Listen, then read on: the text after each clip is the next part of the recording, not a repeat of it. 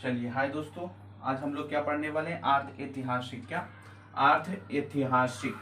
इतिहास में हम लोग कल कहाँ तक पढ़ लिए थे? इतिहास को कितने भागों में? 3 भागों में बांटे थे। इतिहास को कल कितने भागों में बांट दिए थे? 3 भागों में बांट दिए थे। कौन? प्राक इतिहास, अर्ध इतिहास और एक हो गया इतिहास। इन 3 भागों में हम लोग बांटे थे। कल कितने भागों में इतिहास को बांटे थे?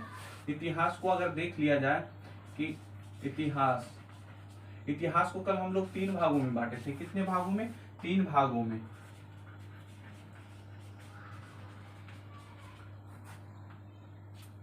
इतिहास एक था अर्ध इतिहास, अर्ध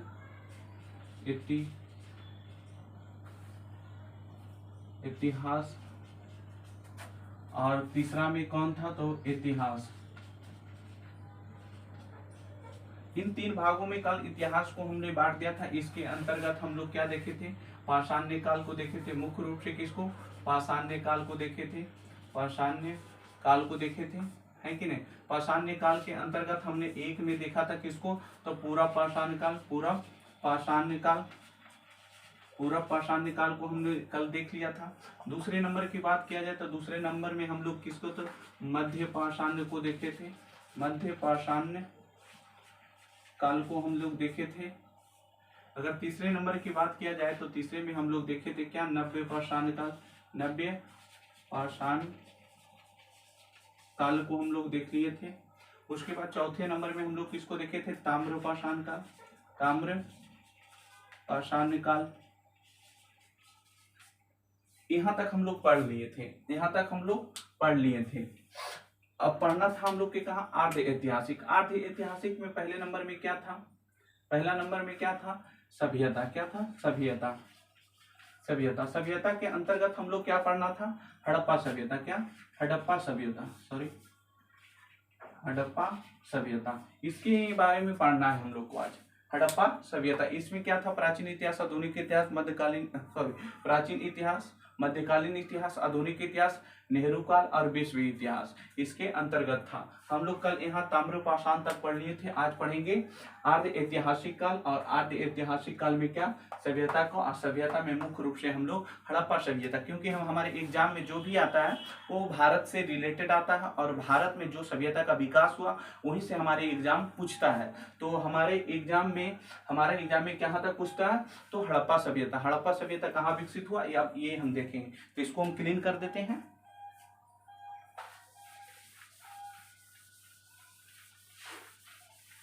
और देखेंगे क्या? अर्ध ऐतिहासिक काल। अर्ध ऐतिहासिक काल का मतलब क्या होता है? अर्ध ऐतिहासिक काल का मतलब क्या होता है? अर्ध ऐतिहासिक काल क्यों कहा जाता है इसको? क्योंकि अर्ध ऐतिहासिक काल में जो मानव रहता था उसने लिखा तो था, उसने लिखा। अर्ध ऐतिहासिक काल के मानव जो था लिखा। क्या करा? लिखा। लेकिन ऐसा लिख दिया जिसे आज तक पढ़ा नहीं गया। लेकिन ऐसा लिख दिया जो आज तक पढ़ा नहीं गया। जो आज तक क्या हुआ? पढ़ा ही नहीं गया। क्या? पढ़ा नहीं गया। तो उसे क्या? अर्ध ऐतिहासिक काल में रखते। तो उसे क्या कहते हैं? अर्ध ऐतिहासिक काल। मानव तो लिखा लेकिन पढ़ा नहीं गया तो कहते हैं।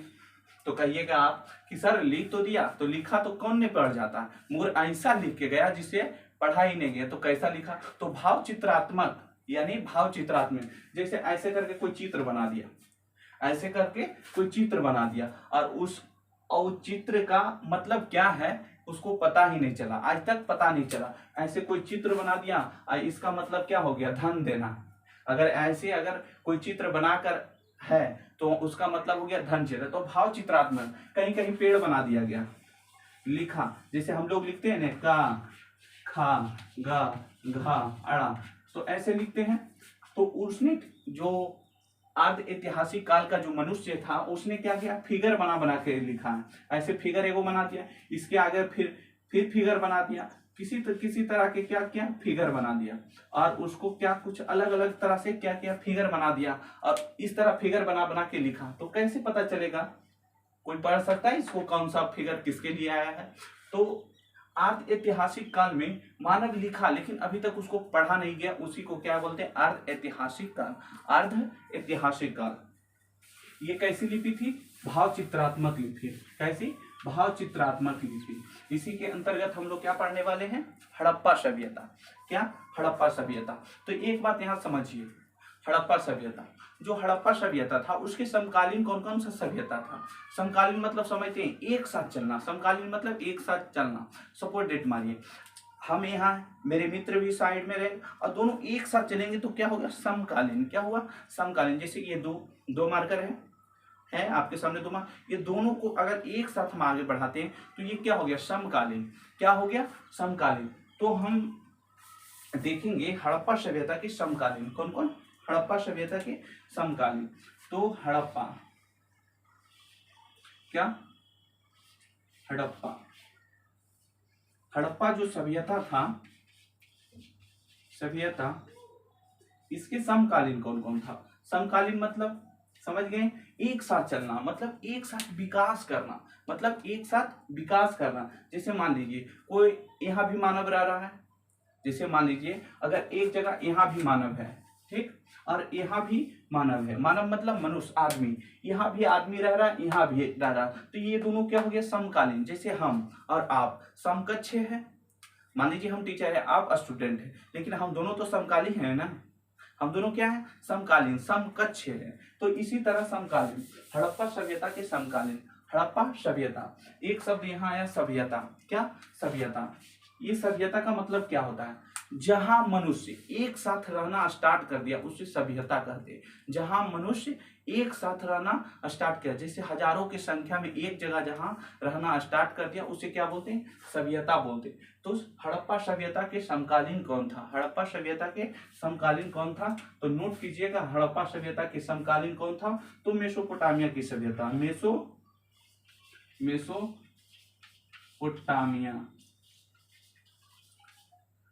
मेसोपोटामिया की सभ्यता किसका, इसका समकालीन था, किसका, सभ्यता, हड़प्पा सभ्यता के समकालीन कौन था, मेसोपोटामिया की सभ्यता।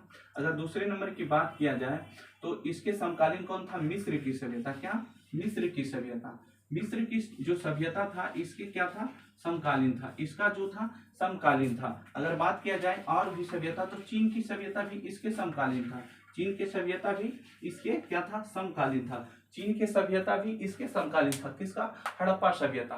हड़प्पा सभ्यता के समकालीन कौन कौन था, तो मेसोपोटामिया की सभ्यता, चीन की सभ्यता, सॉरी मिस्र की सभ्यता और चीन की सभ्यता, और चीन की सभ्यता। सभ्यता रोम की भी सभ्यता चला, कहा, रोम की सभ्यता इटली में था, रोम की सभ्यता इटली में, फिर फारस की सभ्यता ईरान में था। इस तरह से बहुत सारे सभ्यता क्या हुआ, एक साथ चलने लगा। सिंधु सभ्यता के सामने मतलब जस्ट दोनों अपोजिट थे, मतलब इधर से सिंधु सभ्यता भी चल रहा था और मेसोपोटामिया की सभ्यता, मिस्र की सभ्यता और चीन की सभ्यता। इसे अगर आप इसे मैप पर समझिए, अब इसे हम लोग क्या मैप पर समझेंगे।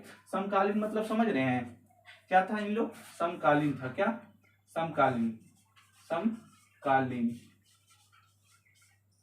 इन सभ्यता क्या था, समकालीन। समकालीन मतलब एक साथ चलना ही समकालीन कहलाता है। सबको समझ में आ रहा है, सब एक एस लिखिएगा, एस लिखिएगा। सब कमेंट में तो ऐसे भर देता है, अभी इन लोग के गुड मॉर्निंग हो रहा है, पता नहीं कब तक गुड मॉर्निंग होगा, गजब हाल है। पढ़ने पर ध्यान दो लोल की बात। समकालीन मतलब क्या समझ गए, समकालीन मतलब होता है एक साथ चलना, एक साथ चलना। तो इसे मिटा देते हैं, अब इसको हम मैप पर समझते हैं, ज्यादा समझ में आएगा, है कि नहीं। चलिए इसे हम लोग मैप पर समझेंगे। देखिए मैप बनेगा तो अच्छा, देखिए बनता है कि नहीं, है कि नहीं। लेकिन समझिए, समझने के लिए खाली ही बनाते हैं, इतना भी बुरा मत बन जाओ।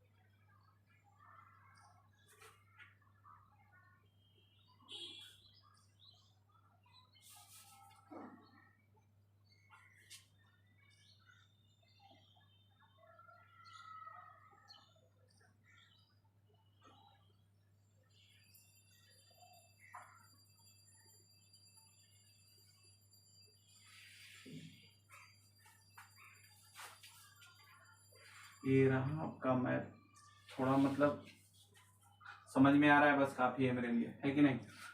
ये रहा आपका, यहाँ रहा पाकिस्तान, ये रहा अफगानिस्तान। ये क्या है, भारत, लग रहा है भारत जैसा, नहीं, ये भारत रहा, ये पाकिस्तान रहा, ये पाकिस्तान, ये अफगानिस्तान,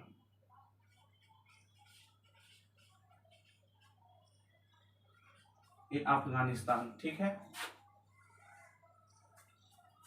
ये क्या है, भारत, पाकिस्तान और अफगानिस्तान। यहाँ कौन सा सभ्यता का विकास हुआ, तो सिंधु सभ्यता। कौन सा सभ्यता, सिंधु सभ्यता। सर आपने बोला था हड़प्पा सभ्यता, देखिए सब आएगा आगे। इसे क्या बोलते हैं, हड़प्पा, हड़प्पा सभ्यता।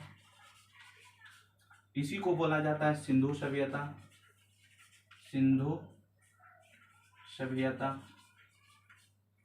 इसी को बोला जाता है सिंधु घाटी सभ्यता। क्या, सिंधु घाटी सभ्यता।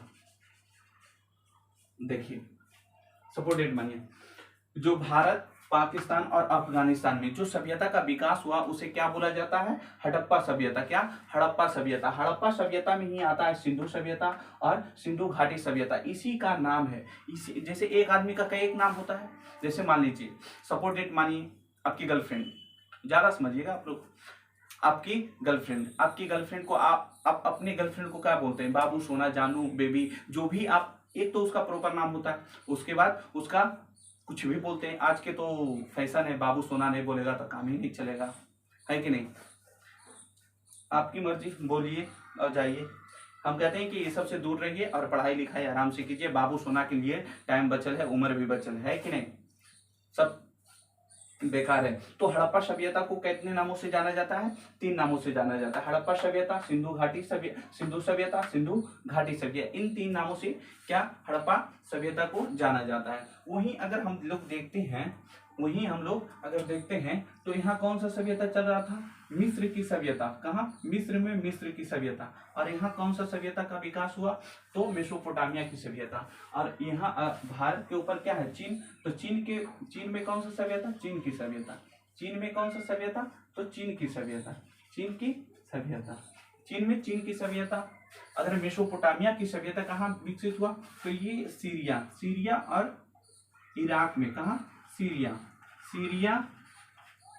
और कहाँ, इराक में। सीरिया और इराक में कौन सा सभ्यता का विकास हुआ, तो मेसोपोटामिया सभ्यता का। किस सभ्यता का, मेसोपोटामिया सभ्यता का।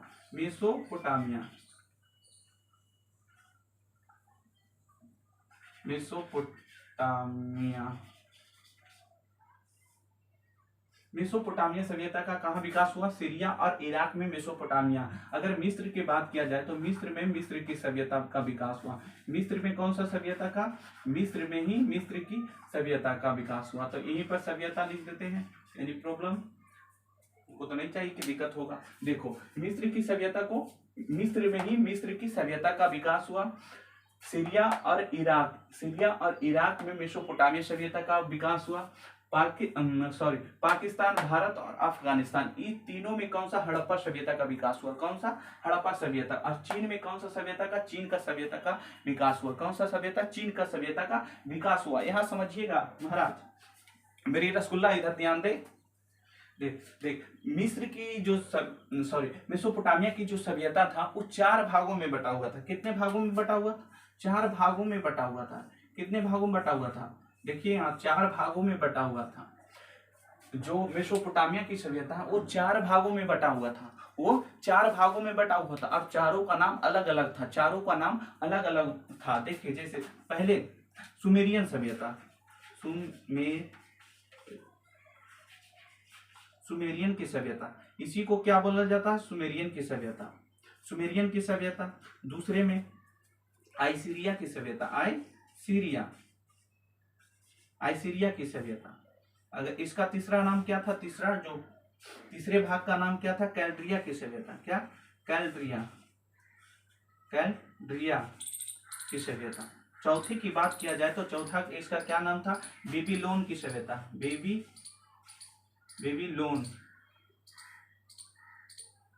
लोन, बेबीलोन की सभ्यता जो इसका 4 भागों में बटा हुआ था। देखिए यहाँ पर एक बात समझिए कि ये 4 भागों में बटा हुआ था और इसके 4 नाम थे, चारों भागों का 4 नाम थे, लेकिन यह एक ही में था और इसका अलग अलग नाम था। प्यार से जैसे बुलाते हैं उसी तरह इसे सिंधु सभ्यता को प्यार से 3 नाम से बुलाया जाता है। लेकिन मेसोपोटामिया की सभ्यता को 4 अलग अलग भागों में डिवाइड था, 4 अलग अलग भागों में क्या था, डिवाइड था। देखिए मेसोपोटामिया, सपोर्ट समझिए, आप समझिए आपके गांव का एक प्रॉपर नाम होगा, आपके गांव का एक प्रॉपर नाम रहता है, लेकिन उसी गांव में उत्तरी टोला, दक्षिणी टोला, पश्चिमी टोला, पूर्वी टोला, इस तरह से नाम रहता है कि नहीं, अलग अलग नाम रहता है। ऐसा नहीं कि पूर्वीय टोला होगा, कुछ और नाम रहता है कि नहीं। तो उसी तरह मेसोपोटामिया इस पूरी सभ्यता का एक प्रॉपर नाम हो गया, क्या, मेसोपोटामिया की सभ्यता। लेकिन उसी में से अलग अलग भाग था, उसमें से सुमेरियन सभ्यता, आइसीरिया की सभ्यता, कैल्डिया की सभ्यता और बेबीलोन की सभ्यता, बेबीलोन की सभ्यता। एक बात समझिएगा यहाँ हुजूर, एक बात समझिएगा कि जो सुमेरियन सभ्यता था, यहाँ सबसे पहले लेखन कला का विकसित हुआ। क्या, लेखन कला, यहाँ सबसे पहले लेखन कला का विकसित हुआ। कहा, सुमेरियन सभ्यता। तो आपसे क्वेश्चन हमेशा पूछ देता, हमेशा एग्जाम में ये आ ही जाता है कि सुमेरियन सभ्यता में, ऐसे पूछता है कि लेखन कला का सर्वप्रथम कहाँ विकास हुआ, सर्वप्रथम कहाँ विकसित हुआ, तो सुमेरियन सभ्यता में। तो सुमेरियन सभ्यता, इसकी साइड सभ्यता है, लिखे नहीं, समझिएगा, ठीक है, कि ये सुमेरियन सभ्यता कर रहे हैं, तो ऐसा नहीं समझिएगा कि सर सुमेरियन है सभ्यता कहाँ लिखे। तो इन चारों में क्या सभ्यता जोड़ लीजिएगा, इतना तो जानवे करते हैं, कंपटीशन की तैयारी कर रहे हैं, ग्रेजुएट है कि नहीं। तो सुमेरियन सभ्यता को क्या बोला जाता है, सुमेरियन सभ्यता में ही लेखन कला का विकास हुआ, सुमेरियन सभ्यता में ही लेखन कला का विकास हुआ। तो आपसे अक्सर पूछा जाता है कि लेखन कला का सबसे पहले किस सभ्यता में विकास हुआ, तो सुमेरियन सभ्यता। लेखन कला किस सभ्यता का विकास है, तो सुमेरियन सभ्यता में लेखन कला का विकास हुआ।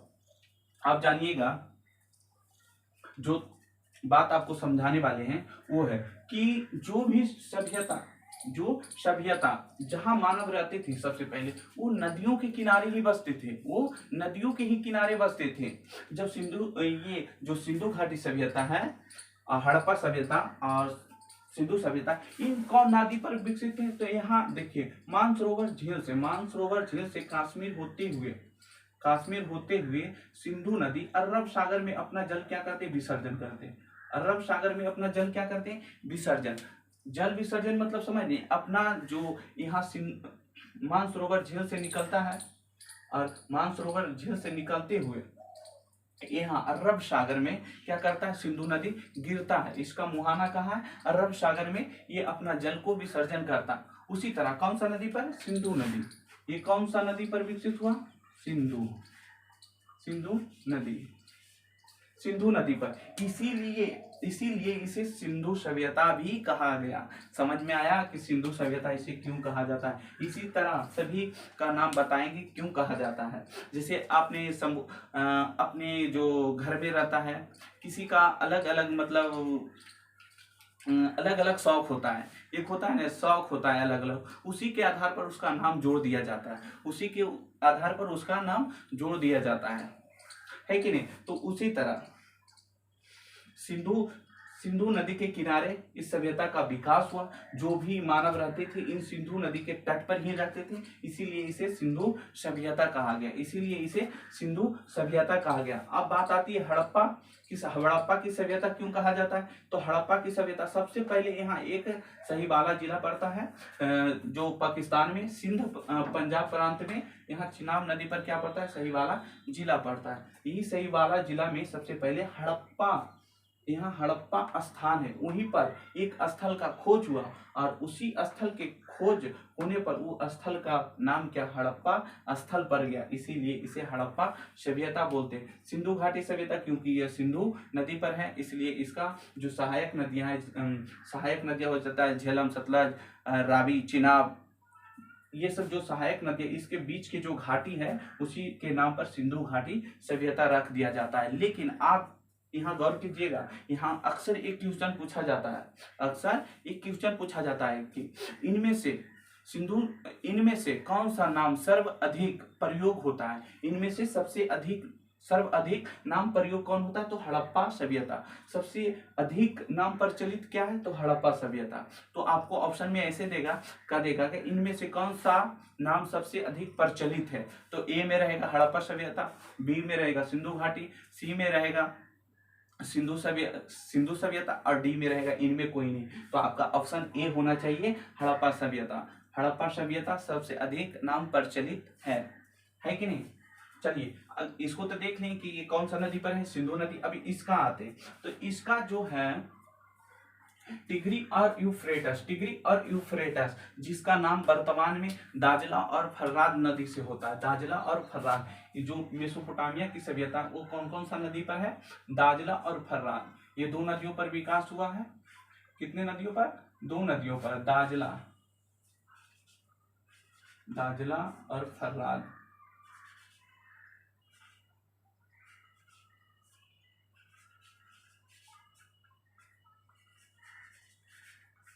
दाजला और फर्राद नदी, दाजला और फर्राद नदी पर कौन सा, मेसोपोटामिया की सभ्यता कौन सा नदी पर विकसित हुआ, दाजला और फर्राद। इधर से एक नदी निकलती है और एक नदी इधर से निकलती है। तो इन नदियों पर क्या, दाजला और फर्राद नदी का क्या हुआ था, मेसोपोटामिया सभ्यता का विकास हुआ। अगर वही मिस्र की सभ्यता की बात किया जाए कि मिस्र की सभ्यता किस नदी पर विकसित हुआ, तो यह नील नदी पर विकसित हुआ। कौन सा नदी पर, नील नदी पर। कौन सा, नील नदी पर क्या मिस्र की सभ्यता का विकास हुआ। इसीलिए नील नदी जो मिस्र का देन है, नील नदी को कहा जाता है। नील नदी को मिस्र का देन कहा जाता है। नील नदी को मिस्र का देन कहा जाता है। तो आप ये जानिए कौन सा नदी पर किसका विकास हुआ, कौन सा नदी पर किसका विकास हुआ, कौन सा सभ्यता का किन किन नामों से बुलाया जाता है। ये तो समझ गए आप, इतना तो समझ में आया। चलिए सब यस लिखिए। वीडियो सही से जा रहा है, कोई प्रॉब्लम तो नहीं है, होना भी नहीं चाहिए, होगा भी नहीं, है कि नहीं। चलिए देखते हैं, है कि नहीं। तो अब बात आई कि कौन सा सभ्यता, अब आपको बताने की कोशिश करेंगे हम कि कौन सा सभ्यता का कब खोज हुआ, कौन सा सभ्यता कितना पुराना है, कौन सा सभ्यता कितना पुराना है, सबसे पहले मानव कहाँ रहना प्रारंभ किया था। ये सब बातें अभी हम लोग जानेंगे। तो सबसे पहले ये जानिए कि सिंधु सभ्यता और मेसोपोटामिया सभ्यता और मिस्र की सभ्यता और चीन की सभ्यता, इन चारों सभ्यता में सबसे पुरानी सभ्यता कौन है, सबसे पुरानी सभ्यता कौन है। इस समय के तो मानव तो बचे नहीं होंगे, क्योंकि ये हजारों वर्ष पीछे के बात है कि नहीं। तो इस समय के मानव नहीं बचे होंगे।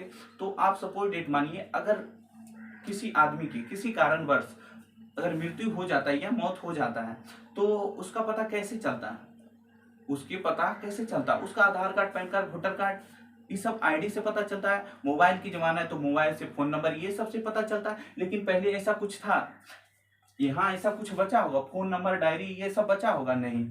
तो यहाँ पता कैसे चलेगा। इन सभी में क्या हो गया, मतभेद हो गया। इन सभी में क्या होगा, मतभेद।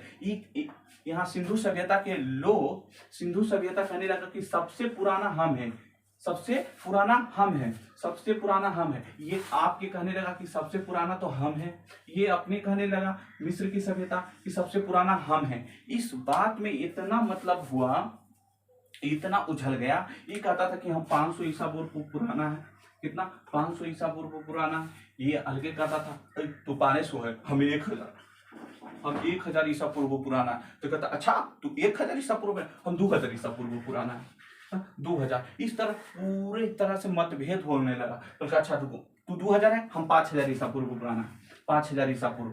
अब ये कहा अच्छा तू 5000 है, हम 10,000 ईसा पूर्व है। अब इधर बढ़ा गए मिस्र का, अच्छा तू 10,000 ईसा पूर्व है, हम 20,000 ईसा पूर्व है। तो इस तरह पूरे मतभेद हो गया। यहाँ की सभ्यता का अलग कहता था कि हम पहले आए, ये सभ्यता कहता था हम पहले आए, ये सभ्यता का कहता था मिस्र की सभ्यता की सबसे पहले हमारे यहाँ आदमी का विकास हुआ। पूरे वैज्ञानिकों ने इसमें उलझ गया, किसी को पता ही नहीं चल रहा था कि कौन सा सभ्यता कब आया। ये चीन की सभ्यता ये अलग कहता था कि हम अलग हैं, 2000 ईस्वी में हम भी आए हैं। मतलब चारों सभ्यता में इतना मतलब उलझ गया, वैज्ञानिकों ने पूरा मंथन किया, लेकिन बात तो तब आई, आंधी तो तब आया, मजा तो तब आया दोस्तों, जब एक अमेरिकी वैज्ञानिक B.F. लिपि, कौन? B.F. लिपि, B.F. लिपि ने, जो अमेरिकी एक रसायन विज्ञान था, B.F. लिपि ने जो क्या था, एक रसायन वैज्ञानिक था, और इसने कार्बन 14 की खोज की, कार्बन 14 का खोज कर दिया। और कार्बन 14 वो चीज है जो किसी वस्तु की आयु बताता है, जो किसी वस्तु की आयु बताता है। तो मजा तो तब आया दोस्तों जब B.F. लिपि ने, ये कौन थे? अमेरिकी एक रसायन विज्ञान है, कौन है? अमेरिकी एक रसायन विज्ञान है, अमेरिकी एक रसायन विज्ञान है। कार्बन C14 क्या करता है, तो इस सभ्यता का जब खनन हुआ तो यहाँ से कुछ सामानें मिलने लगी, जैसे आप सपोज डेट मानिए आपका घर टूट फूट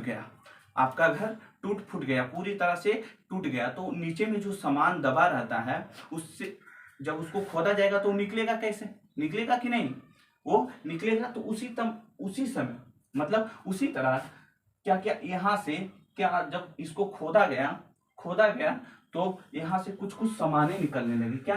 कुछ सामानें निकलने लगी। और कुछ सब जब सामानें निकलने लगी, जब C14 का प्रयोग किया, कार्बन 14 का इस सामान पर प्रयोग किया, तो इसका आयु बता दिया, तो पता चला कि 1900 ईसा पूर्व ये पुराना, 1900 ईसा पूर्व क्या है? ये पुराना है, 1900 ईसा पूर्व ये पुराना है। यहाँ की जो सिंधु सभ्यता का जो सामान मिला इसको खनन करने से, तो उस पे C14 का प्रयोग किया। C14 का मतलब है कि जिस वस्तु में कार्बन की मात्रा जितना कम रहेगा उतना ही वो सामान पुराना होगा, जैसे कि समझिएगा, मान लीजिए यहाँ से कोई वस्तु मिला, उसमें कार्बन की मात्रा 10% है, कार्बन की मात्रा 10%। तो जब इस पर C14 का प्रयोग करेगा तो इसका आयु 50 वर्ष बनाया। कितना? 50 वर्ष बताया। कितना? 50 वर्ष बताया। लेकिन अगर कोई वस्तु किसी और सभ्यता से मिला, कोई वस्तु, मान लीजिए एक वस्तु है, इसमें कार्बन की मात्रा 20% है, इसमें कार्बन की मात्रा 20% है, तो इसकी आयु, जब कार्बन C14 का प्रयोग करेंगे इस पर, तो इसकी आयु 25 वर्ष बताएगा, इसकी आयु 25 वर्ष। तो कार्बन की मात्रा जिस वस्तु में जितना कम रहेगा उसकी आयु उतना अधिक होगा। ये बात समझ में आ रहा है? ये बात सबको समझ में आ रहा है? इस लिखिएगा, अरे बकलुली चल पढ़े ना, गुड मॉर्निंग है ना, अभी झर ले। देखो, जिस वस्तु में कार्बन की मात्रा जितना कम होगा उतना ही उस वस्तु का क्या आयु अधिक होगा। चलिए यहाँ पर ये बात समझ गए। तो B.F. लिपि ने C14 का प्रयोग किया, हड़प्पा स्थल से जो सामान मिला उस पर प्रयोग किया, तो इसकी आयु 19 वर्ष बताया। उसी तरह मेसोपोटामिया की सभ्यता में कोई वस्तु मिला, मान लीजिए एक वस्तु है और इस पे कार्बन C14 का प्रयोग किया, कार्बन C14 का, तो पता चला ये 10,000 ईसा पूर्व पुराना है, 10,000 ईसा पूर्व पुराना है, 10,000 ईसा पूर्व पुराना। उसी तरह यहाँ भी कोई वस्तु मिला, मान लीजिए या एक क्या है, वस्तु है। जब इधर बनाते हैं, यहाँ बनाते, मानिए कि मिस्र में कोई वस्तु मिला, खनन हुआ, वस्तु मिला, इस पर जब C14 का प्रयोग किया गया, किसका प्रयोग किया गया? C14 का प्रयोग किया गया। जब इसका C14 का प्रयोग किया गया तो पता चला 2100 ईसा पूर्व पुराना है। कितना? 2100 ईसा पूर्व पुराना है, 2100 ईसा पूर्व पुराना है। तो अब आप बताइए, उसी तरह चीन के भी क्या हुआ? चीन के भी सभ्यता का कोई वस्तु मिला, मान लीजिए ये एक वस्तु है, इस पे क्या मिला? इस पे C14 का प्रयोग किया तो पता चला ये 5000 ईसा पूर्व पुराना है, 5000 ईसा पूर्व पुराना है। लेकिन इसका ज्यादा कोई साक्ष्य नहीं मिला, इसका कुछ ज्यादा साक्ष्य नहीं मिला, इसलिए इसे उतना महत्व नहीं दिया जाता, नहीं इसको माना जाता है कि 5000 ईसा पूर्व ये पुराना है। इसलिए आप भी इसको कुछ खास नहीं रखिए। लेकिन यहाँ याद रखिए ये कौन सा नदी पर विकसित हुआ था? कौन सा नदी? तो पीली नदी पर। कौन सा? पीली नदी। पीली नदी। बस इससे यही एक क्वेश्चन आता है कि चीन की सभ्यता किस नदी पर विकसित हुई, तो पीली नदी। तो पीली नदी बस एक ही आता है जो हांगकांग में बहती है, और ये पीली नदी। ठीक है, अब बात ये आता है मानसरोवर झील से निकलती है सिंधु नदी। ठीक है, अब देखिए, तो आप बताइए कि सबसे पहले कौन सा सभ्यता का विकास हुआ, सबसे पहले कौन सा सभ्यता का विकास हुआ। तो आप कहिएगा सबसे पहले सर ये 10 साल ईसा पूर्व है, ये 1900 ईसा पूर्व है, ये 2100 ईसा पूर्व है। तो सबसे पहले यही ना आया, सबसे पहले यही ना आया, तो 1 नंबर इसको दे दे, 1 नंबर दे दिए। आप कहिएगा सर इसमें 21 है, इसमें 19 साल है, तो ये 1 नंबर में आ गया, ये 2 नंबर में आ गया, क्योंकि 1 नंबर में तो ये आया सर, ये 2 नंबर में आ गया। क्या आ गया, 2 नंबर में। उसी तरह ये कितने नंबर में इसको दिया जाए, 3 नंबर, क्योंकि ये तीसरे नंबर पे आया, क्योंकि ये तीसरे नंबर में। तो आपसे यहाँ सवाल पूछा जाता है, अक्सर एग्जाम में पूछा जाता है, या फिर आपने कभी एग्जाम दिया है तो उसमें आपको पता चलेगा इसमें कि पूछा जाता है कि इनमें से सबसे पुरानी सभ्यता कौन है, इनमें से पुरानी सभ्यता कौन है। तो रहेगा ए नंबर पर रहेगा सिंधु सभ्यता, बी में रहेगा मिस्र की सभ्यता, सी में रहेगा मेसोपोटामिया की सभ्यता, और डी में रहेगा इनमें कोई नहीं। तो आपका ऑप्शन क्या होना चाहिए, मेसोपोटामिया की सभ्यता, मेसोपोटामिया की सभ्यता सी, ऑप्शन सी, ऑप्शन सी ही में रहेगा ना, मार के चला नाक मूंद के, ऑप्शन सी में। ठीक है, तो ये आप समझ गए। या फिर ऐसे भी दे देता, इन तीनों को याद रखिए, कौन सा पहले आया, पहले सिंधु सभ्यता, पहले सिंधु सभ्यता, उसके बाद मेसोपोटामिया की सभ्यता, उसके बाद मिस्र की सभ्यता। अगर ऐसे नहीं याद रहता तो पहले हम जहाँ रहते हैं भारत, भारत में कितने, तीसरे नंबर पर, उल्टी चलिए, भारत के तीसरे नंबर में, हमसे सटल कौन है, ईरान और इराक है, ईरान और इराक आता है, तो इस दूसरे नंबर, अब मिस्र आता है उसकी जस्ट नीचे। ठीक है, तो ये याद रखिए आप, यह क्रम में सजाने को दे देगा, इन निम्नलिखित को क्रम में सजाएं, निम्नलिखित को क्रम में सजाएं, और दे देगा ऐसे करके।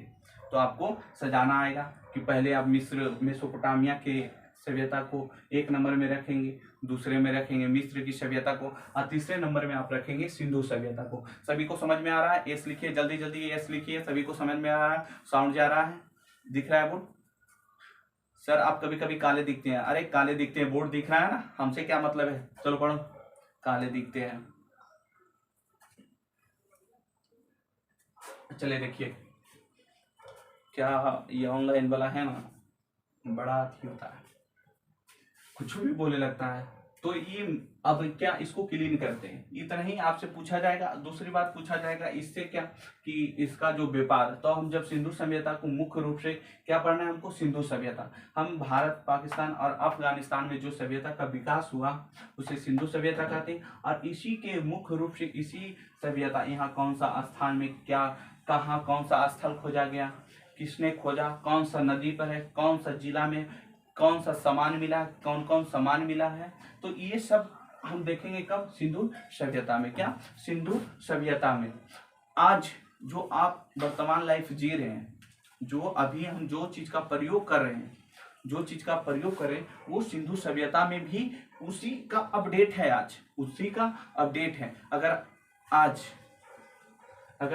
आप लिपस्टिक पाउडर का प्रयोग कर रहे थे, तो सिंधु सभ्यता के लोग, सिंधु सभ्यता आज से 47 साल पहले, आज से इसका एज कितना, 47 साल पहले, 4700 साल पहले, 4700 साल पहले, सोच लीजिए 4700 साल पहले लिपस्टिक का यूज करता था, मेकअप का सामान यूज करता था, गुड़िया मिला है ये सभ्यता। तो सोच लो, आज जो आप यूज करते हैं उसे सिंधु सभ्यता 4700 साल पहले यूज करता था। तो यहाँ एक बात समझिएगा कि सिंधु सभ्यता जो था वो शहरीकरण था। क्या था, शहरीकरण, यहाँ लिख दी,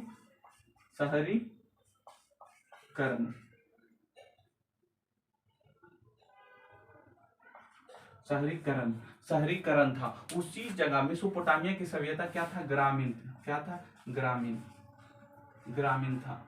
ये भी क्या था, ग्रामीण था। इसको यहां लिखते हैं ग्रामीण, ये कैसे कहिएगा सर कि आप ग्रामीण था ये शहरीकरण? क्योंकि यहाँ की जो सभ्यता था इसके जो घर बनाया गया था वो पक्की ईंटों का घर था। कैसी था? पक्की ईंटों का घर का प्रयोग किया गया था। वहीं अगर मेसोपोटामिया और मिस्र की सभ्यता को देखते हैं तो इस सभ्यता में जो मकान जो घर बनाया जाता था कच्ची ईंटों को बनाया गया था। किसका? कच्ची ईंटों का बनाया गया था, कच्ची ईंटों का। इसलिए इसे ग्रामीण सभ्यता बोलते हैं। ऐसे भी ग्रामीण सभ्यता और इसे शहरीकरण सभ्यता। तो एक क्वेश्चन यहाँ से भी अक्सर आया करते हैं, बहुत सारे एग्जाम में यही पूछते हैं कि इनमें से कौन सा सभ्यता शहरीकरण था। ऑप्शन में तीनों रहेगा, आपको सही टिक लगाना है। किसको? सिंधु सभ्यता। क्या टिक लगाना है? सिंधु सभ्यता। तो आपको यहाँ समझ में आ गया कि शहरीकरण कौन था, ग्रामीण कौन था, और ये आपको समझ में आ गया होगा जो आज की दुनिया है, जो आज वर्तमान में जिस टाइम आप रह रहे हैं उसी का अपडेटेड क्या है, अपडेटेड आज है। और पहले क्या था? सिंधु सभ्यता से ही अपडेटेड होकर आज के लोग रहते। तो 4700 साल जो पहले का सभ्यता है उसी सभ्यता का प्रयोग आज हम करते हैं, उसी सभ्यता के रूप में। तो इतना आपको पता चल गया। चलिए आज तो कुछ टाइम ज़्यादा हो गया, आगे कल पढ़ेंगे, है कि नहीं। सिंधु सभ्यता के बारे में देखेंगे कि देख लें। चलिए देखिए लेते हैं कि नहीं सिंधु सभ्यता के मुख्य रूप से। चलिए इसको क्लीन कर दें, अगर उतारना है तो उतार लीजिए, नहीं तो इसको क्लीन करते हैं कि नहीं, इसको क्लीन करते हैं। उसके बाद मुख्य रूप से आज हम लोग के पढ़ना क्या है? सिंधु सभ्यता। तो इसे हम क्लीन कर लेते हैं। अगर नोट करना है तो नोट कर लीजिए।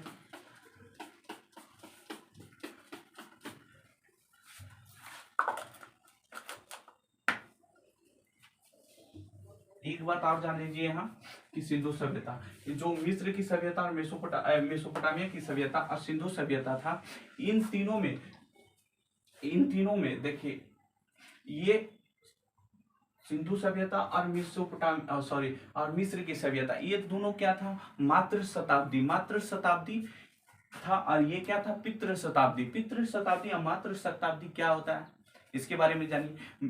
मात्र शताब्दी मतलब अपने नाम से पहले किसका? माता के नाम रखा जाता था। अपने नाम से पहले माता के नाम जोड़कर लगाया जाता, उसको क्या कहते थे? मात्र शताब्दी। उसको क्या कहते थे? मात्र शताब्दी। जैसे मान लीजिए मेरा नाम है आर्यन सर, पर अपने नाम से पहले अगर माता का नाम लगा लेते तो मात्र शताब्दी हो जाता था। अगर हम पिता का नाम पहले लगा देते तो वो पितृ शताब्दी होता था। क्या था? पितृ शताब्दी। तो मेसोपोटामिया की सभ्यता था, वहाँ के लोग अपने नाम से पहले क्या? पिता के नाम लगाता था, उसके बाद अपना नाम लिखता था, उसे पितृ शताब्दी। मिस्र की सभ्यता और सिंधु सभ्यता, ये दोनों क्या था? मात्र शताब्दी। अपने नाम से पहले माता का नाम लगाता था। जैसे मान लो मेरा नाम क्या है? आर्यन सर। क्या है? आर्यन सर। आर्यन सर। इससे पहले अगर हम पिता का नाम लगाते थे, क्या? पिता का नाम लगाते हैं, अगर हम पिता का नाम लगाते हैं तो पितृ शताब्दी। क्या? पितृ शताब्दी। वही अगर माता का नाम लगाते तो मातृ शताब्दी। तो सिंधु सभ्यता का जो स्थल था वो मातृ शताब्दी था। मेसोपोटामिया की सभ्यता जो था वो पितृ शताब्दी था। वही अगर मिस्र की सभ्यता की बात किया जाए तो ये कैसा था? मातृ शताब्दी। सर आप ऐसे कैसे कर सकते हैं? आप तो बोले कोई चीज लिखा हमें नहीं किया, पढ़ा ही नहीं गया। ये क्योंकि भारत चित्रात्मक था, इसको तो पढ़ा ही नहीं गया यहाँ जो लिखा। तो इस आधार पर हम कह सकते हैं क्योंकि जो यहाँ का जो स्थल का मतलब खुदाई किया गया, खनन किया गया, उसमें ज्यादा स्त्रियों का मूर्ति, स्त्रियों का जो चित्र मिला है यहाँ और यहाँ क्या जाति मतलब पुरुषों का क्या मिला है?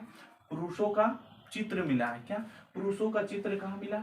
मेसोपोटामिया में। और स्त्री का चित्र और सिंधु सभ्यता में भी स्त्री का चित्र मिला, जिसके आधार पर हम कह सकते हैं ये मेसोपोटामिया की सभ्यता पितृ शताब्दक था और मातृ शताब्दक, ये दोनों सभ्यता था। क्योंकि जिस चीज को हम ज्यादा मतलब उपयोग करते हैं या फिर जिस चीज को हम ज्यादा मानते हैं उसी चीज को हम अपने पास ज्यादा रखते हैं, है कि नहीं? उसी चीज को हम अपने पास ज्यादा, जैसे मान लिया हम लोग स्टूडेंट लाइफ तो हम लोग से रिलेटेड क्या होगा? बुक्स होगा, पेन होगा, कलम होगा, ये सब ज्यादा रिलेटेड होगा। तो हम जिस चीज को ज्यादा चाहते हैं उसे हम अपने पास रखते हैं। देखो कमेंट कर रहा है सर हम तो उसको चाहते हैं। अरे लोल्हा मारने का मन करता है एकदम कैमरा में घुस के, अगर घुसने कराता ना तो बड मार मारते, उसको चाहता, अरे इसको चाहो ये तो काम देगा, वो छोड़ के चल जाएगी, हमको पता है। फिर वह गाना बजाएगा, हमको जो अपनों ने लूटा गैरों में कहा दम था, हमने जिसे चाहा वही बेवफा था। फिर यही बोलेगा, सब लड़का यही बोलता है। सब लड़का बोलेगा कि हमारा अलग है, सब लड़की बोलती कि मेरा वाला अलग है, लेकिन जब छोड़ के जाता है तो पता चलता है कि जैसा सब था ऐसा ये भी है।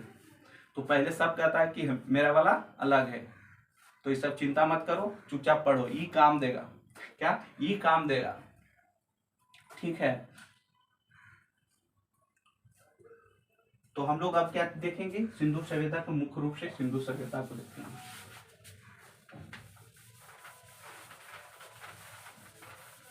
क्लीन कर देते हैं इसको।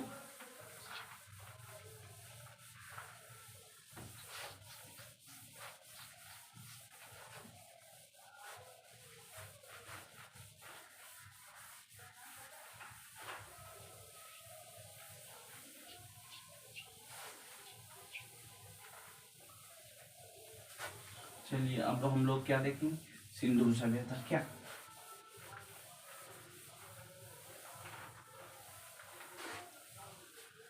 चलिए क्लीन तो हो गया, इसको रख देते हैं।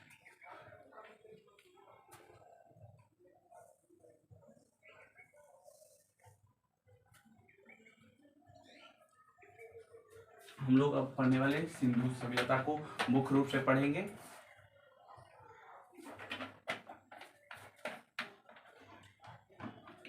चलिए देखिए, सिंधु सभ्यता का विकास, हमको फिगर बना दे। चलिए फिगर देखते हैं ट्राई करके।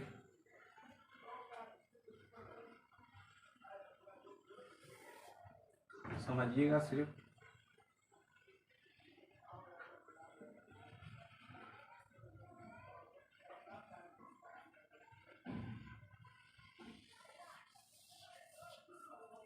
ओहो, ज्यादा नीचे आ गया।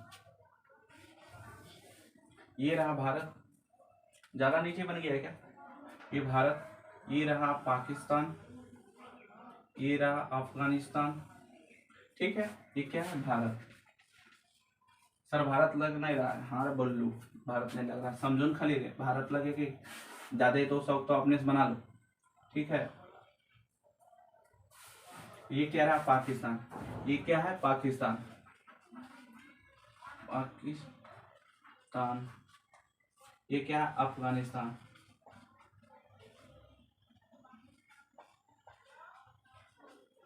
ये रहा अफगानिस्तान, ठीक। भारत, पाकिस्तान, अफगानिस्तान। मुख्य रूप से यही सिंधु सभ्यता का विकास हुआ। हड़प्पा, ये लिखते हैं क्या? हड़प्पा ज्यादा महत्वपूर्ण है। तो हड़प्पा सभ्यता का विकास कहाँ हुआ? मुख्य रूप से भारत, पाकिस्तान और अफगानिस्तान।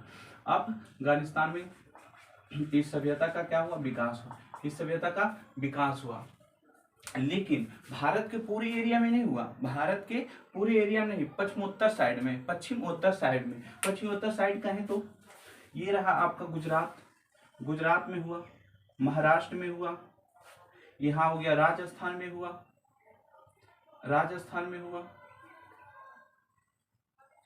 हरियाणा में हुआ, पंजाब में हुआ, कश्मीर में हुआ, और यहाँ उत्तर प्रदेश में हुआ। क्या? उत्तर प्रदेश में। इन्हीं राज्यों में क्या हुआ? इसका विकास हुआ। इन्हीं राज्यों में क्या हुआ? सिंधु सभ्यता का विकास हुआ। और पाकिस्तान में भी हुआ। क्या? पाकिस्तान के अफगानिस्तान में, अफगानिस्तान में हुआ। तो देखते हैं सिंधु सभ्यता का सबसे पहले खोज देखते हैं। सिंधु सभ्यता का सबसे पहले खोज देखते हैं। तो सिंधु सभ्यता का सबसे पहले खोज में अलग अलग वैज्ञानिकों का अलग अलग मत है। अलग अलग वैज्ञानिकों का अलग अलग मत है। कोई कहता है कुछ, कोई कहता है कुछ, कोई कहता है कुछ। उसी में एक वैज्ञानिक आता है जॉन मार्शल, उसी में एक वैज्ञानिक आता है जॉन मार्शल। उनका कहना है 3250, क्या 3250 इस बीसी से लेकर 2800 बीसी तक है। 3250 लेकर 2800 बीसी तक। उसी में अर्नेस्ट मैके आता है। अर्नेस्ट मैके एक वैज्ञानिक है। उन्होंने कहता है कि ऐसा कोई बात नहीं है, ऐसा कोई बात नहीं है। देखो पहले लिख के बताते हैं, आप लोग के तो थोड़ा दिमागवा है ज्यादा ना। पहला वैज्ञानिक आता है जॉन मार्शल, पहला आता है जॉन मार्शल। और जॉन मार्शल का कहना है कि 3200, 3250 मतलब 3250 बीसी से लेके 3250 बीसी से लेकर 2850 बीसी तक, 2850 बीसी तक है, 2850 क्या है बीसी तक है। उसी में एक वैज्ञानिक आता है अर्नेस्ट मैके। अर्नेस्ट मैके के कहना है कुछ नहीं, ये 2800 बीसी से लेकर 2800 बीसी से लेकर 2700 बीसी तक है, 2800 बीसी से लेकर 2700 बीसी तक। किसका कहना? अर्नेस्ट मैके के कहना, अर्नेस्ट मैके के कहना है। इसी में से एक वैज्ञानिक और आगे आता है माधव स्वराज।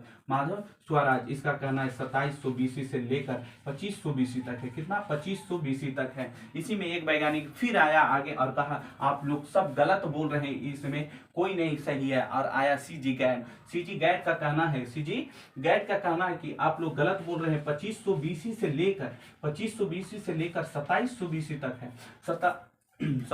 2500 बीसी से लेकर 1700 बीसी तक का है। इसी में से एक और वैज्ञानिक आया और कहा आप लोग कोई नहीं सच बोल रहे हैं, हम सच बोलेंगे। क्या बोला? हम सच बोलेंगे। और फेयर सर्विस आया, फेयर सर्विस। इसने कहा कि 2000 बीसी से लेकर 1500 बीसी है, 2000 बीसी से लेकर 1500 बीसी है। लेकिन इनमें से किसी का सही नहीं है और इसका काल निर्धारण किया गया है 2500 बीसी से लेकर कितना? 2500 बीसी से लेकर 1900 बीसी। 2500 बीसी से लेकर कितना? 2500 बीसी से लेकर 1900 बीसी। यही है सबसे अधिक मान्यता, इसी को दिया गया है।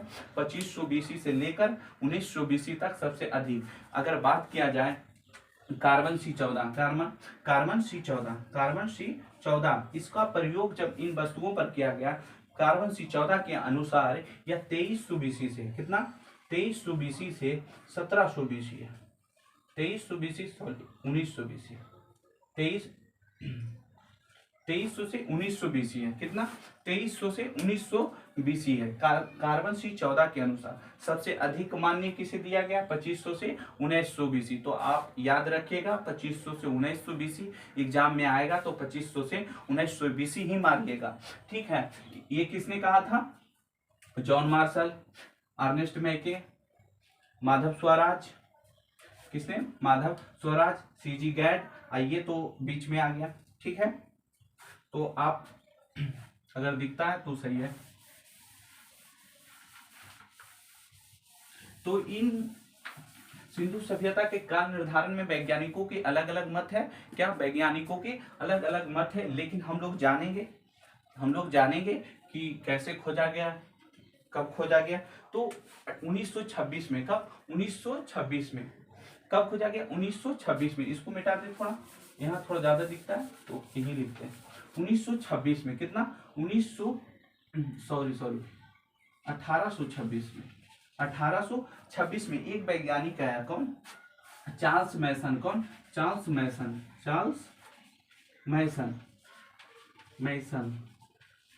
चार्ल्स मैसन ने 1926 ईस्वी में, ये क्या है? ईस्वी 1826 ईस्वी में चार्ल्स मैसन ने आया और सिंधु सभ्यता का क्या क्या सबसे पहले खोज किया। सिंधु सभ्यता का सबसे पहले खोज किया, लेकिन इसको प्रकाशन में नहीं ला पाया। इनको सबके बीच साबित नहीं कर पाया। कौन?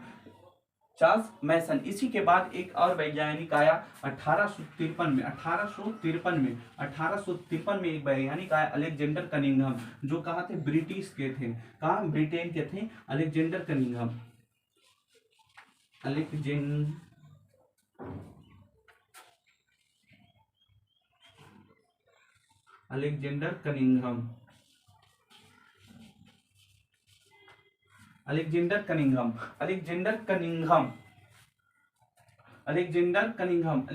कनिंघम ने कहा 1853 में आया अलेक्जेंडर कनिंघम ने जब अंग्रेजों ने, यहाँ तो 1856 में अंग्रेजों का राज था और ये कहा था ब्रिटेन का था। ब्रिटेन के शासक 1856 में भारत पर किसका शासन था? तो ब्रिटिश कंपनी का शासन था। तो 1856 में अलेक्जेंडर कनिंघम ने यहाँ मुंबई से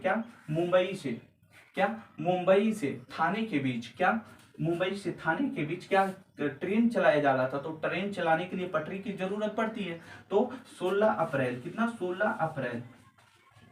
1853 में मुंबई और थाने के बीच 34 किलोमीटर की, कितने 34 किलोमीटर के बीच क्या चल रहा था, रेलवे का काम चल रहा था। 34 किलोमीटर के बीच 16 अप्रैल 1856 में कितना थाने और मुंबई के बीच में क्या चला था, ट्रेन चला था 34 किलोमीटर। वही ट्रेन बिछाने के संदर्भ में अलेक्जेंडर कनिंघम ने जब रेल की पटरी यहाँ बिछा रहा था तो एक स्थल मिला, यहाँ हड़प्पा स्थल पड़ता है, यहाँ हड़प्पा स्थल पड़ता है। ये आपका सिंधु नदी हो गया, ब्लैक से कर देते हैं। देखिए ये सिंधु नदी है, मानसरोवर जिसमें से निकलता है और अरब सागर में अपना जल क्या करता है, विसर्जन करता है।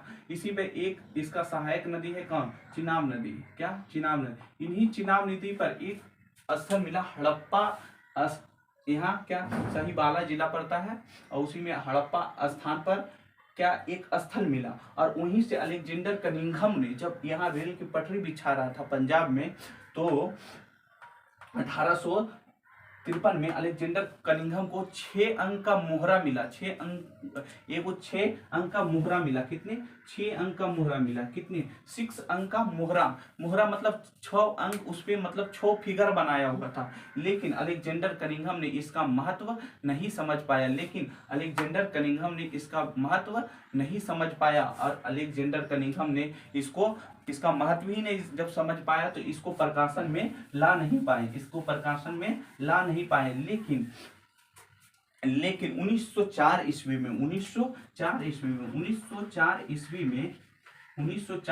में अंग्रेज के द्वारा, लॉर्ड कर्जन के द्वारा भारत पुरातात्विक सर्वेक्षण का विभाग बनाया गया।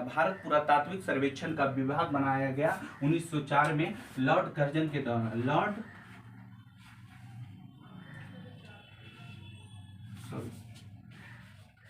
लॉर्ड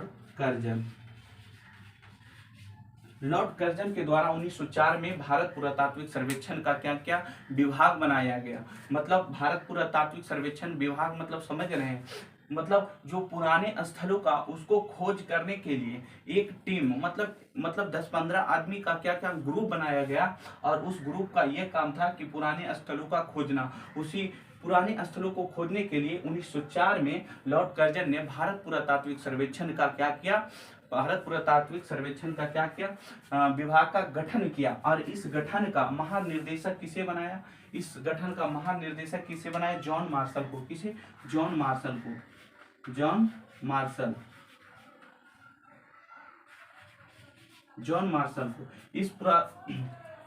इस जो 1904 ईस्वी में लॉर्ड कर्जन ने भारत पुरातात्विक सर्वेक्षण का जो गठन किया विभाग का, उसका महानिर्देशक किसे बनाया, जॉन मार्शल के। और जॉन मार्शल के निर्देश में 1921 ईस्वी में राय बहादुर दयाराम सहनी ने पूरा नाम लिखते या फिर आधा लिखते, दयाराम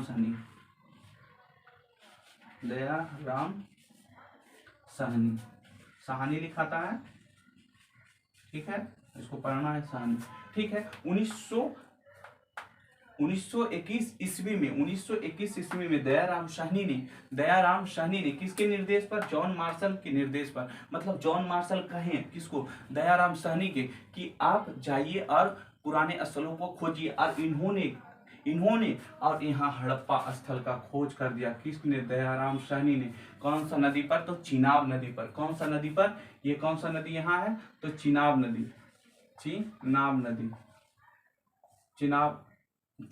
नदी पर किसका खोज कर दिया, हड़प्पा स्थल का खोज कर दिया। किसने किया, तो दयाराम साहनी ने। किसने किया, दयाराम साहनी ने किसका खोज किया, हड़प्पा स्थल का खोज कर दिया। कब किया, 1921 ईस्वी में। 1921 ईस्वी में किसका खोज किया, हड़प्पा नामक स्थान में। ये पंजाब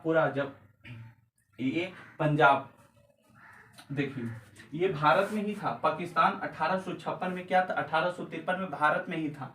1853 में भारत में ही था।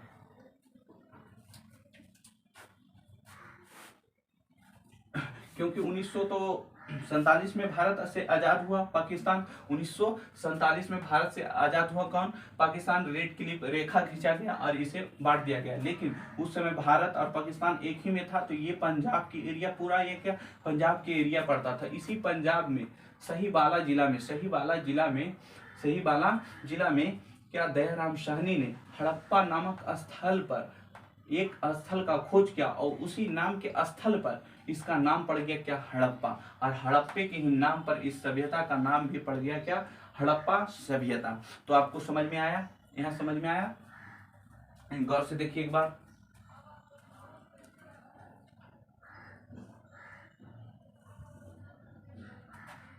चलिए देखिए, तो हड़प्पा ये सभ्यता था, दयाराम साहनी ने खोज किया।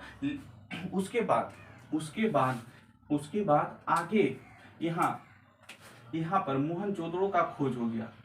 मोहनजोदड़ो का खोज है कितना? 483 किलोमीटर दूर। 483 किलोमीटर दूर किससे? यहाँ हड़प्पा एच लिख देते हैं, यहाँ मोहनजोदड़ो एम लिखते हैं, ठीक है, जगह नहीं है। और एक यहाँ कितना 483 किलोमीटर के डिस्टेंस में यहाँ मोहनजोदड़ो का खोज हो गया। यहाँ मोहनजोदड़ो का खोज हो गया। कौन सा जिला यहाँ पड़ता है? तो लरकाना जिला। लरकाना जिला में मोहनजोदड़ो का खोज हो गया। और इसका खोज किसने किया था? तो यहाँ से लिखते हैं, इसका खोज किसने किया? मोहनजोदड़ो का खोज किसने किया? तो मोहनजोदड़ो का खोज किया राखल दास बनर्जी। कौन? राखल दास बनर्जी। राखल दास बनर्जी 1922 ईस्वी में क्या किया? खोज कर दिया। 1922 ईस्वी में किसका खोज किया? तो मोहनजोदड़ो का खोज हो गया। 1922 ईस्वी में मोहनजोदड़ो का खोज हो गया। फिर इसी के यहाँ चनहुदड़ो का खोज हो गया। किसका? चनहुदड़ो का खोज हो गया। 130 किलोमीटर के डिस्टेंस पे मोहनजोदड़ो और चनहुदड़ो के बीच में 130 किलोमीटर के डिस्टेंस पर क्या मोहनजोदड़ो का खोज हो गया? मोहनजोदड़ो का खोज हो गया। क्या? मोहनजोदड़ो का खोज किसने किया? आपसे पूछा जाएगा मोहनजोदड़ो का खोज किसने किया? गोपाल मजूमदार। क्या?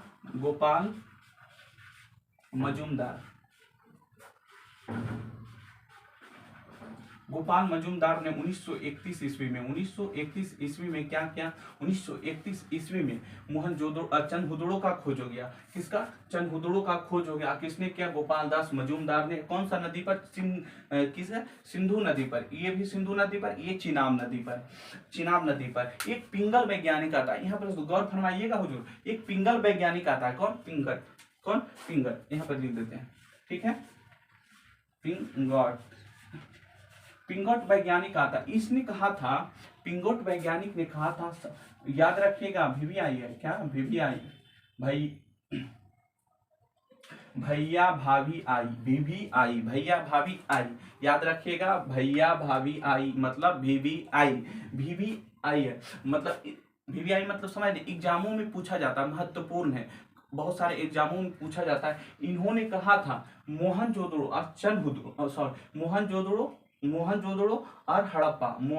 और हड़प्पा, या फिर हड़प्पा मोहनजोदड़ो, दोनों में से एक कान इधर से छुइए या फिर इधर से, बात वही है। तो हड़प्पा और मोहनजोदड़ो एक विस्तृत क्षेत्र के संयुक्त राजधानी किसने कहा था? पिंगट वैज्ञानिक ने कहा था। मोहनजोदड़ो और हड़प्पा एक विस्तृत क्षेत्र के संयुक्त राजधानी। इसी तरह बहुत सारे स्थलों का खोज हो गया। कितना स्थलों का खोज हुआ?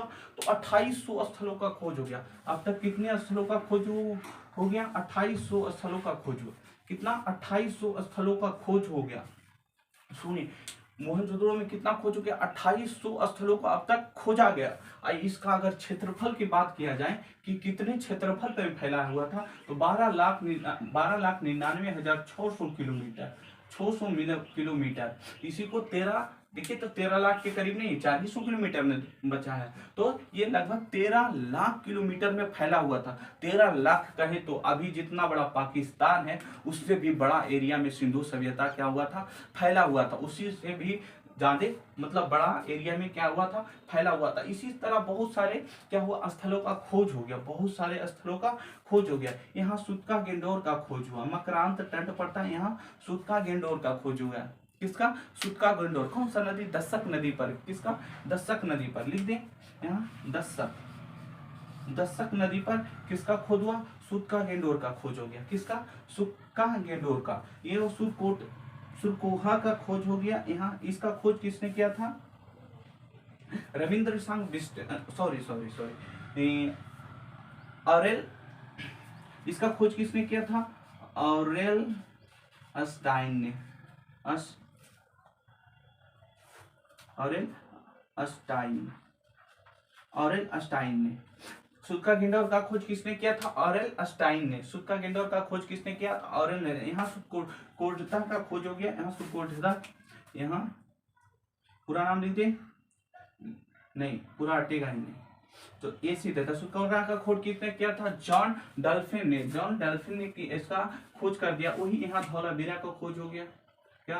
धौलावीरा का खोज हो गया। इस जगह में मतलब ये जो धौलावीरा है, ये पाकिस्तान और भारत, ये दोनों क्षेत्र में पड़ता है। धौलावीरा का खोज हो गया। धौलावीरा का खोज किसने किया? तो रविंद्र संघ बिस्टर ने किया।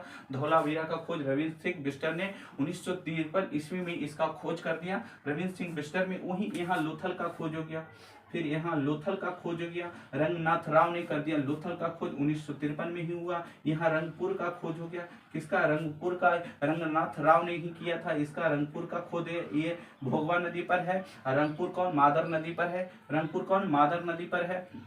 फिर यहाँ रोजदी का खोज हो गया। रोजदी का खोज हो गया। फिर इसी पे रोजदी का, ये कहाँ? गुजरात में कच्छ में पड़ता है। ये लोथल खंबात की खाड़ी में पड़ता। यहाँ सुरकोटदा का खोज हो गया। सुरकोटदा का फजल अहमद खान ने कर दिया। फजल अहमद खान ने सुरकोटदा का खोज हो गया। सुरकोटदा यही मोहनजोदड़ो के जस्ट इधर, मोहनजोदड़ो की थोड़ा सा इधर, मोहनजोदड़ो के साइड में। कहा? मोहनजोदड़ो के इधर साइड में। कोट दीजी का खोज हो गया। किसका? कोट दीजी का खोज हो गया। किसका? कोट दीजी। यहाँ कोट दीजी का खोज या कोट दीजी का खोज किसने किया था? तो फजल अहमद खान ने। फजल अहमद खान ने कोट दीजी का खोज किया। कोट दीजी का खोज किया। यही राजस्थान में कालीबंगा का खोज हो गया। राजस्थान में किसका खोज हुआ? कालीबंगा का खोज हो गया। कालीबंगा का खोज किसने किया था? तो अमलानंद घोष, अमलानंद घोष और बेबीलाल और बीके थप्पा, ये तीनों ने क्या किया? कालीबंगा का खोज किया था। कालीबंगा का खोज अमलानंद घोष, बेबीलाल और बीके थापर ने कालीबंगा का खोज किया। यही बनवाली का फिर खोज हो गया। क्या? बनवाली का। फिर यहाँ राखीगढ़ी का खोज हो गया, हरियाणा में राखीगढ़ी। फिर उत्तर प्रदेश में आलमगीरपुर का खोज हो गया। उत्तर प्रदेश में आलमगीरपुर का। यहाँ पंजाब प्रांत में, पंजाब में, यहाँ पंजाब में रोपड़ का खोज हो गया। पंजाब में रोपड़ का खोज हो गया।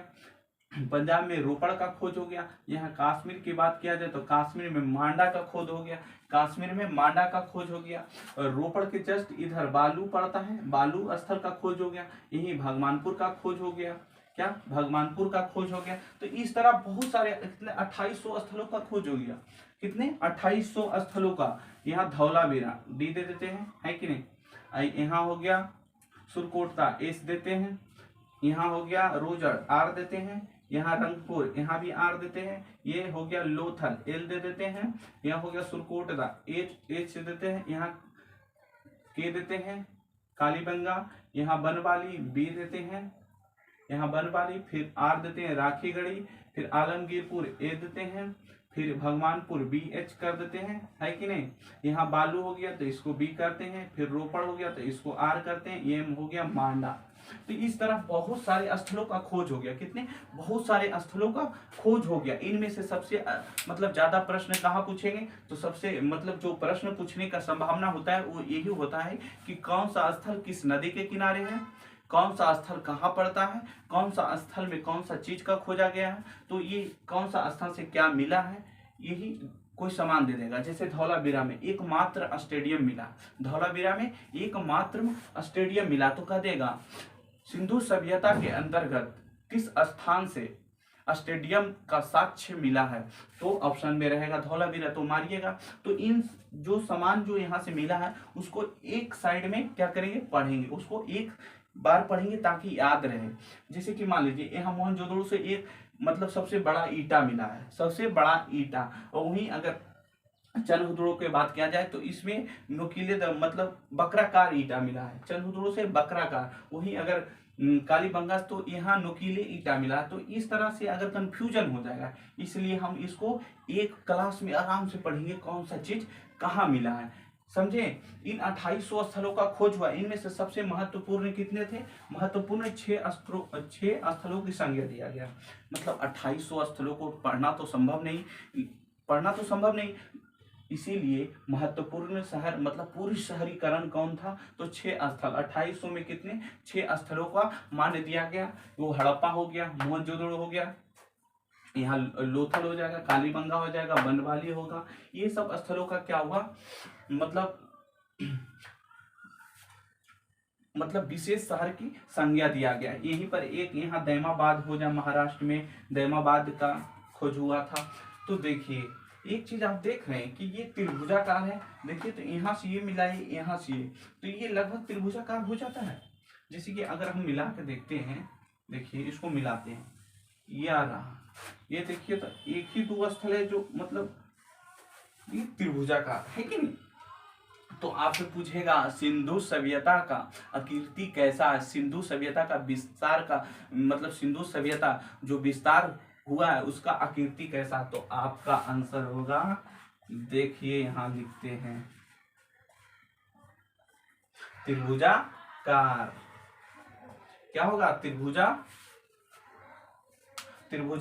तो कहेगा सिंधु सभ्यता की आकृति कैसी थी, तो त्रिभुजाकार। आपको चुटकी में आवाज देना है कि त्रिभुजाकार, क्या त्रिभुजाकार। तो आप सबको समझ में आ रहा है अब वीडियो, और आवाज जा रही है, साउंड जा रही है, इस लिखिएगा, ठीक है, कंप्लीटेड, ठीक, शाबाश। चलिए ध्यान से पढ़िए। तो आज इतने ही देखते हैं, है कि नहीं। ज्यादा बड़ा करेंगे तो आप लोग देखें कर रहा है, नींद आ रहा है सर, क्या बात है, पढ़ने में नींद आ रहा है, 4 घंटा बतियाएगा उससे तो नहीं आएगा नींद, बकलोलिया से अभी नींद आ रहा है। तो हम यहाँ चलेंगे, कल हम देखेंगे कौन सा मतलब एक एक स्थल को देखेंगे कहाँ कौन सा सामान मिला है, कौन सा सामान मिला है, ठीक है। ध्यान से वीडियो को रोक कर देखिए, वीडियो डाल रहेगा यूट्यूब पर, ठीक है। अगर पसंद आए यूट्यूब पर भी डाल देंगे, वहां भी जाके देख लीजिए। अगर पसंद आए तो लाइक सब्सक्राइब कीजिए, वो तो आपके ऊपर डिपेंड करता है। ऐसे भी सब्सक्राइब में कोई पैसा नहीं लगता है, कर दीजिएगा, ओके। तो चलिए आगे बढ़ते हैं, आगे क्या बढ़ते हैं अब कल देखते हैं, ठीक है। Good bye.